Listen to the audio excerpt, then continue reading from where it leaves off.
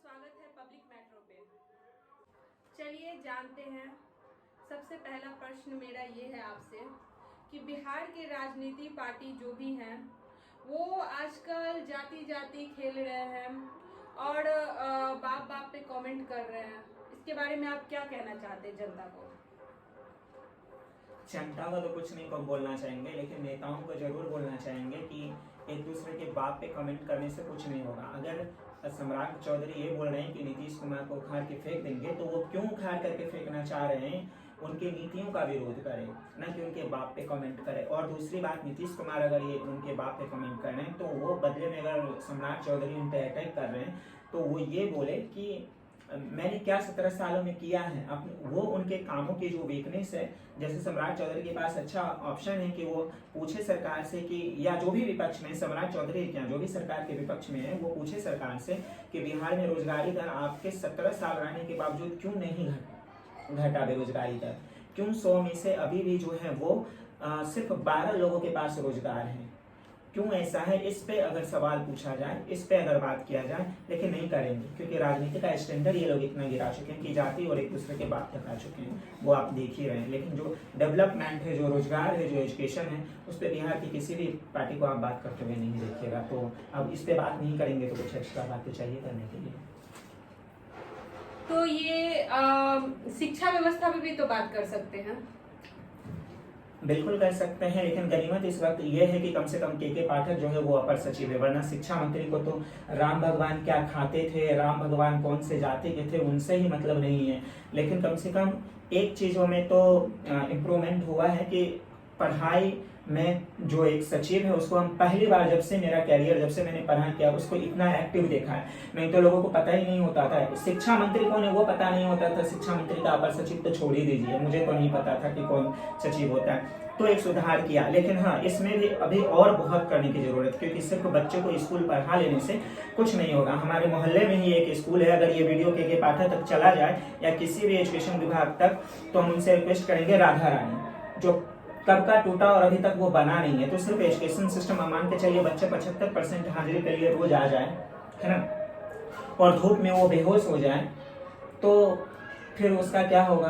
तो पढ़ने के चक्कर में बच्चा बेहोश हो जाएगा तो वो जाना ही। तो ऐसे जो स्कूल है, भवानी है, उन पे जो है उनको बात करनी चाहिए। लेकिन ये लोग रोजगार और शिक्षा पे बात करेंगे ही नहीं, क्योंकि रोजगार मिल जाएगा तो वोट कैसे करेंगे, और शिक्षा मिल जाएगा तो लोग सवाल करने लगेंगे। जी, बहुत अच्छा प्रश्न आपसे जाना। जनता को भी काफ़ी अच्छा लगेगा। आई होप आप सबको अच्छा लगे। पर हम ये भी जानना चाहते हैं कि आपके हिसाब से बिहार में शिक्षा डेवलपमेंट अभी तक कहाँ तक पहुँच पाई है? पाठक जी के हिसाब से तो काफ़ी सुधार हो चुकी है शिक्षा पर आप क्या कहना चाहते हैं?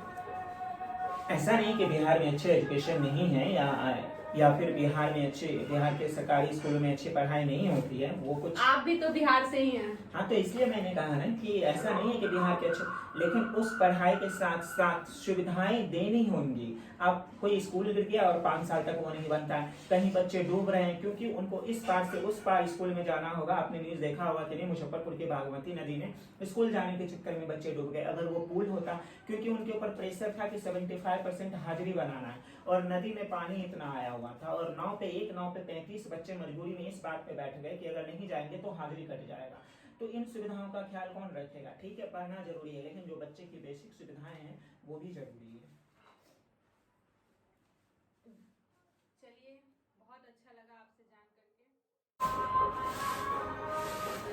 तो हमारा आखिरी प्रश्न आपसे है रोशन जी, कि दरभंगा एम्स पे आप क्या कहना चाहेंगे?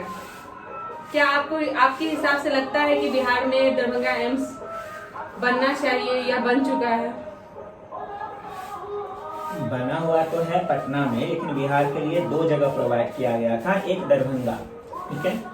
और ये 2024-25 तक खूब ड्रामा होने वाला है, इस पे हाई वोल्टेज ड्रामा होने वाला है, क्योंकि 2024 में लोकसभा चुनाव है, और स्टेट गवर्नमेंट को ये लगेगा कि अगर हम इसको दे दिए तो क्रेडिट सारा नरेंद्र मोदी को चला जाएगा, है ना। और 2025 के चुनाव टाइम में केंद्र सरकार अरंगा लगाएगी कि अगर अभी हम दे दिए तो ये सारा क्रेडिट नीतीश कुमार को चला जाएगा।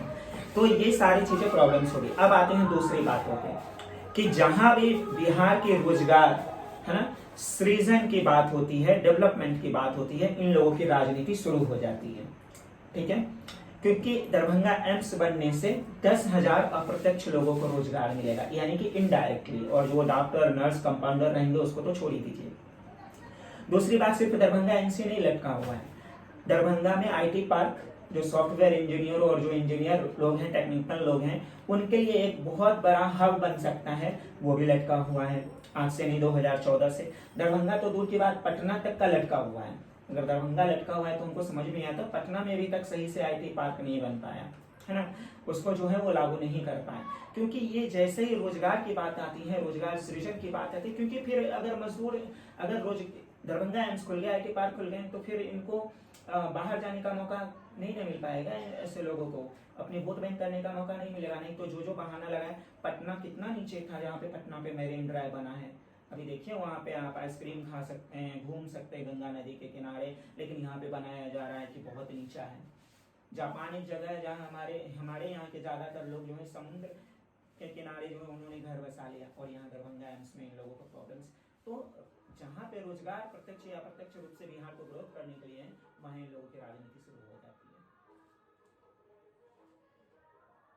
तो आपने सुना इनका सवाल, जो इन्होंने आप सबको जवाब दिया, काफी अच्छा तो मुझे जहाँ तक लगता है कि ये मेरा पहला ऐसा शो है शायद यूट्यूब चैनल पे जहाँ पे हम रोजगार और शिक्षा पर इतना खुल करके बात किए हैं और बहस किए हैं, क्योंकि बाकी लोग तो धार्मिक और जातिवाद बढ़ाने में इतना लगाए हुए हैं कि उन्हें टाइम ही नहीं मिलता है। तो मेरी आप लोगों से रिक्वेस्ट रहेगी कि आप लोग जो है ज़्यादा से ज़्यादा मेरी इस वीडियो को शेयर करें, और आपको अगर इसमें कुछ गलत लगा वो भी मुझे कमेंट करें, और जो सही लगा वो भी मुझे